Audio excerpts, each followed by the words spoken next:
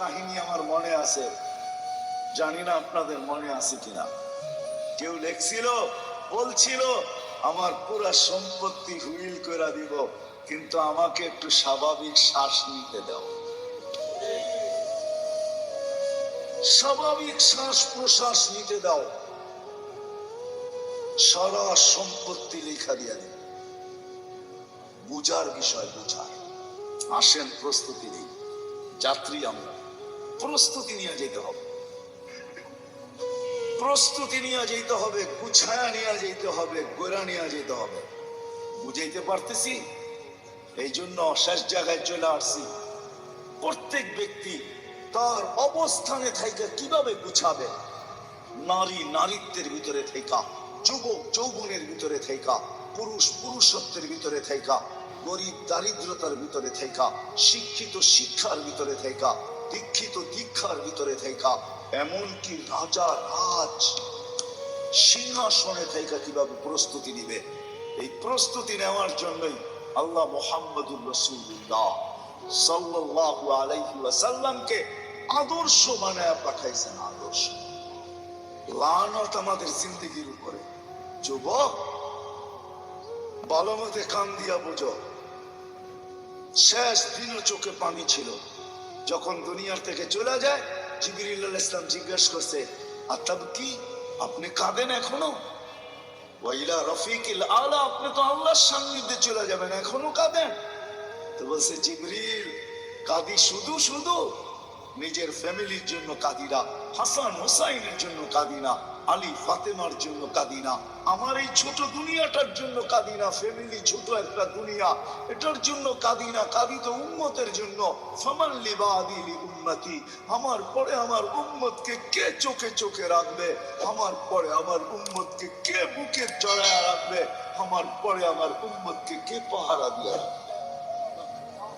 আল্লাহ জবাব পাঠাইছেন, লা আতরুকু উম্মাতাকা ফারদা ওয়ালা ওয়াহদা, আপনার উম্মতকে আমি দেখা রাখবো,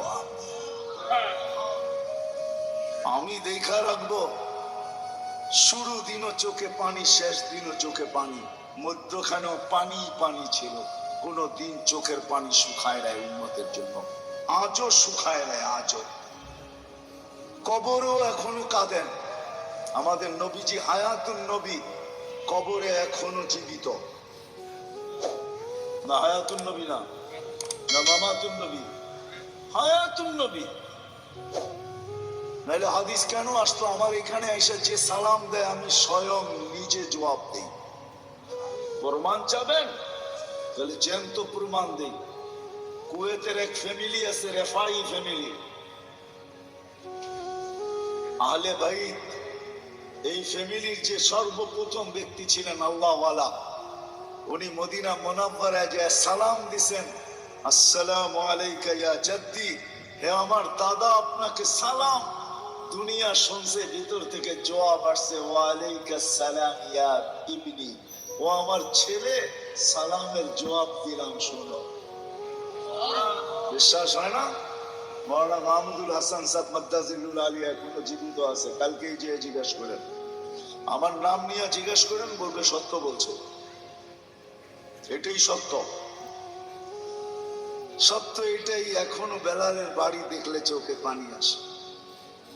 আমিও 6 বার কাঁদছি, আপনারাও কাইদা আসতে পারেন।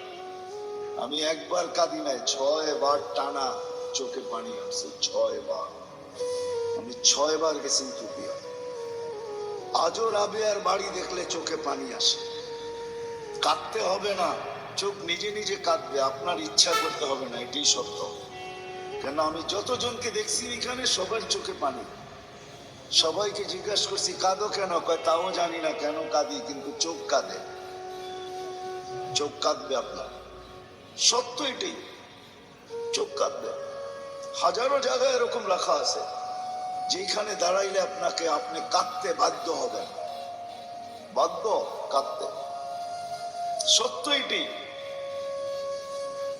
আসেন আমরাও জীবনটাকে গুছায় নিই, প্রস্তুতি নেই।